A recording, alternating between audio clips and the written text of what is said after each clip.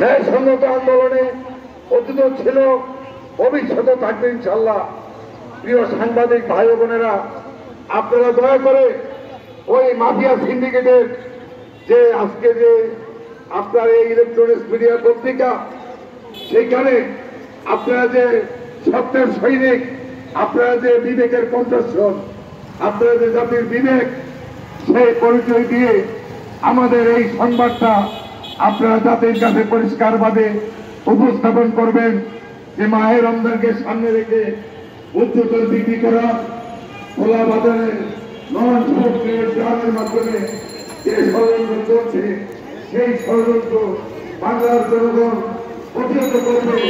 আমরা কোনোভাবেই এই নন ভোট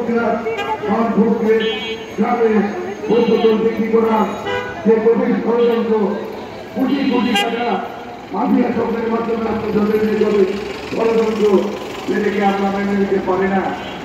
মহান আল্লাহ রাব্বুল আলামিন আমাদেরকে যে উদ্দেশ্যে দুনিয়াতে পাঠিয়েছে, সেই সৃষ্টির মহান উদ্দেশ্য প্রতিপালন। সকল ধর্মে বলা আছে দেশপ্রেমী তাদের অঙ্গ, সেটাকে আমাদের জীবনে স্মরণ করে প্রতিফলন করতে হবে।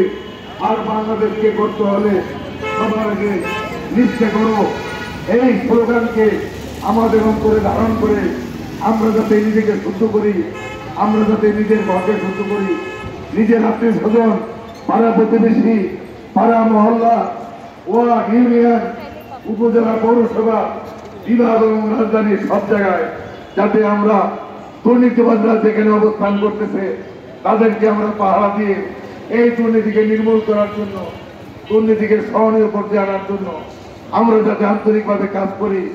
আপনারা সকলে যদি আন্তরিকভাবে সম্মিলিতভাবে কাজ করে এই বার্তা দেশ হবে সোনার বাংলাদেশ।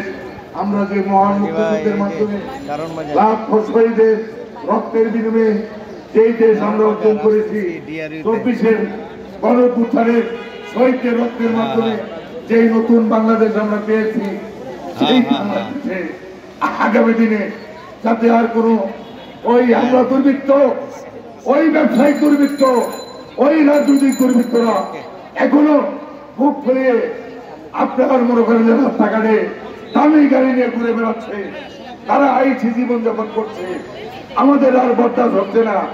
কেন আজকে আমাদের নিত্য প্রয়োজনীয় জিনিস এই বুদ্ধতল নিয়ে নতুন ভাবে কোটি কোটি টাকা মাফিয়া চক্র আত্মসাৎ করার একটা নতুন ষড়যন্ত্রে লিপ্ত হয়েছে? আপনারা জানেন বিভিন্ন পত্রপত্রিকার মাধ্যমে, ইলেকট্রনিক্স মিডিয়ার মাধ্যমে যে বুদ্ধতলের বাজারে সয়াবিন তেল এবং পামোয়েল তেলের শর্টেজ, এইটা একটা গভীর ষড়যন্ত্র। আমার বন্ধু ডক্টর আনোয়ার পরিষ্কারভাবে কথাটা বলে নাই, যেই পরিমাণ ক্রুড অয়েল বিদেশ থেকে আমদানি করা হয়েছে তার যদি অর্ধেকও বাজারে যদি বিক্রি করা হয়, তাইলে এই তেলের সংকট থাকার কোনো কথা না।